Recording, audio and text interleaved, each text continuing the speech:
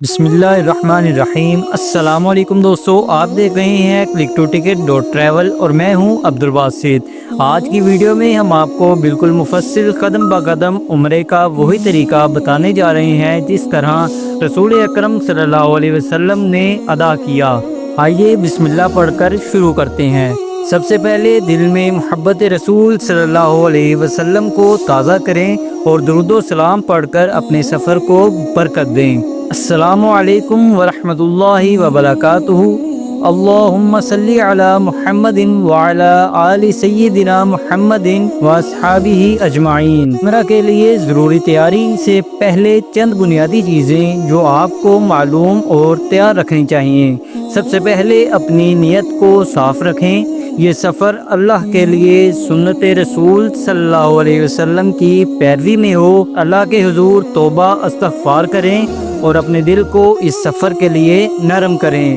ضروری سامان: احرام کے لیے 2 بغیر سلے ہوئے سفید کپڑے، مردوں کے لیے سادہ باوضو رہنے کی تیاری، وضو کا سامان، چھوٹا تولیہ، زمزم کی بوتل یا صحت مند پانی کے لیے کپ، ویزلین، نرم کریم یا آئل تاکہ جلد پر خراش یا خارش سے بچاؤ ہو، آرام دہ جوتے، کفش جو پہننے میں آسانی ہو، احرام پر پاؤں بالکل کھلے رہیں، چھوٹا بیگ یا بیلٹ بیگ جس میں شناختی دستاویزات، تھوڑی سی نماز کی چادر اور ہلکی سی اشیاء رکھی جا سکتی ہیں۔ اب عمرے کا اصل آغاز ہوتا ہے۔ میقات پر پہنچ کر جو شخص عمرہ کرنے جا رہا ہو اسے مقرر میقات پر پہنچ کر احرام باندھنا ضروری ہے۔ دنیا میں 5 مشہور میقات ہیں۔ ہر علاقے کے افراد ان میں سے اپنے نزدیک والے میقات سے احرام باندھتے ہیں۔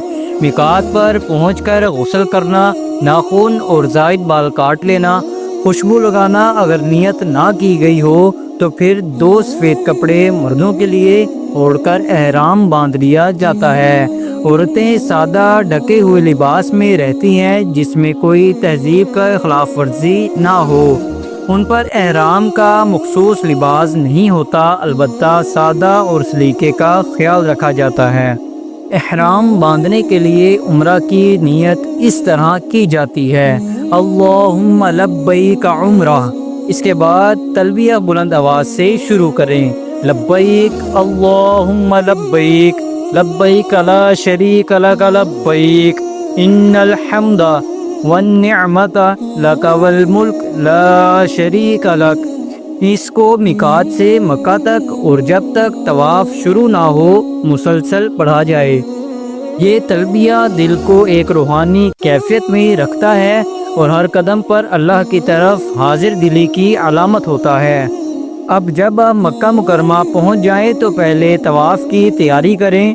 طواف عمرے کا سب سے اہم رکن ہے۔ طواف شروع کرنے سے قبل کوشش کریں کہ وضو کی حالت میں ہوں۔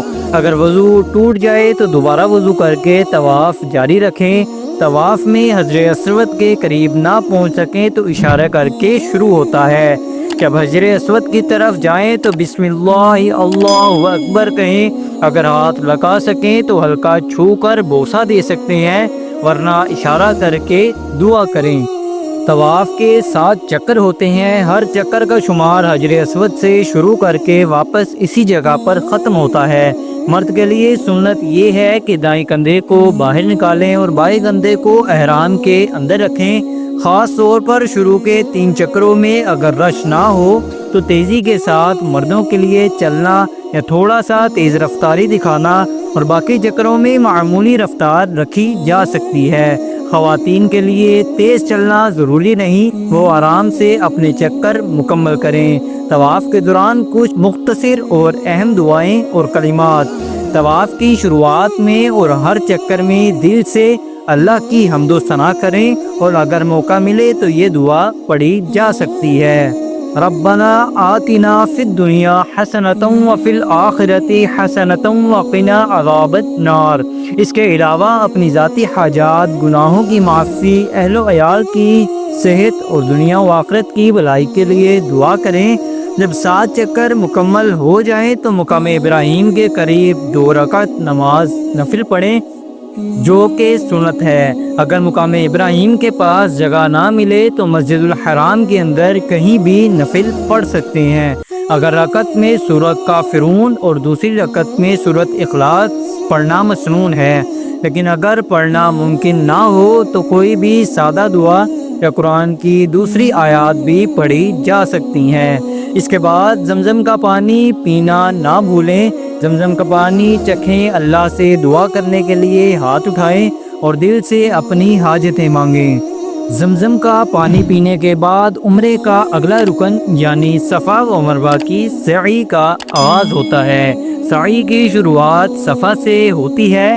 صفا پر پہنچ کر پہلے نبی کریم صلی اللہ علیہ وسلم کی سنت کے مطابق مکہ کی سمت رخ کر کے دعا اور اللہ کی حمد بیان کریں۔ اس کے بعد صفا سے مروہ کی طرف بڑھیں۔ مرد حضرات کے لیے 2 سبز نشانوں کے درمیان تیز چلنا سنت ہے، جبکہ عورتوں کو یہ لازم نہیں، وہ آرام سے چلیں۔ سعی کے ساتھ چکروں میں ہر مکمل رفت و آمد ایک گنتی کا حصہ ہے۔ صفا سے مروہ اور مروہ سے صفا ایک 7واں چکر مروہ پر ختم ہوتا ہے۔ سعی کے دوران وضو ضروری نہیں ہے، مگر طہارت کی حالت میں بہتر ہے۔ اس رکن کو مکمل کرنے کے بعد تینوں بنیادی ارکان جیسے احرام، نیت، طواف اور سعی پورے ہو چکے ہوتے ہیں۔ اب آخری مرحلہ یعنی بال کٹوانا یا حلق کرنا۔ مرد حضرات اگر مکمل حلق کروائیں تو سنت نبی صلی اللہ علیہ وسلم کے مطابق ان کے لیے نبی نے 3 مرتبہ دعا فرمائی، اور اگر قصر یعنی تھوڑا سا بال کاٹنا کیا جائے تو 1 مرتبہ دعا کی ہے۔ خواتین کو صرف بالوں کے کنارے سے تھوڑا سا، عام طور پر 1 انچ کے برابر کاٹنا، وہ بال مکمل طور پر نہ کاٹیں۔ اس کا مطلب یہ ہے کہ اگر آپ حلق کریں تو سر کے تمام بال مکمل طور پر صاف کر دیں۔ اگر تقصیر کر رہے ہوں تو برابر کر کے تھوڑا سا چھوٹا کر دیں۔ بالوں کی اس کٹائی کے بعد احرام کی پابندیاں ختم ہو جاتی ہیں اور آپ کا عمرہ مکمل سمجھا جاتا ہے۔ اس کے موقع پر دل سے شکر ادا کریں اور وعدہ کریں کہ جو نیکی آپ کے ذریعے مکمل ہو وہ جاری رکھیں، اور اللہ سے دعا کریں کہ وہ آپ کے اس سفر کو قبول فرمائے۔ زیادہ احتیاط اور بہتری کے لیے چند اضافی رہنما اصول اور مشورے یہ ہیں۔ احرام کے دوران عطر، خوشبو، جسم کے کسی حصے پر مزیدار چیزیں لگانا منع ہے۔ بال کٹوانے یا ناخن کاٹنے سے پہلے نیت نہ کی ہو تو کی جا سکتی ہے۔ جھگڑے، گالی گلوچ، غیر ضروری باتیں اور فضول گفتگو سے بچیں۔ احرام ایک روحانی کیفیت ہوتی ہے، دل کو نرم رکھیں۔ اگر طواف کے دوران وضو ٹوٹ جائے تو یہ بآسانی وضو دوبارہ کر کے طواف جاری رکھیں۔ انسان کی فطرت میں شامل نرمی ہے۔ سعی کے دوران دل میں اللہ کی یاد اور نیت کو جلا بخشیں، صرف جسمانی چکر نہ سمجھیں۔ اپنے موبائل پر یا نوٹ پیڈ میں اہم دعائیں اور اپنے مقاصد لکھ لیں تاکہ سعی اور طواف کے دوران وہ یاد رکھیں۔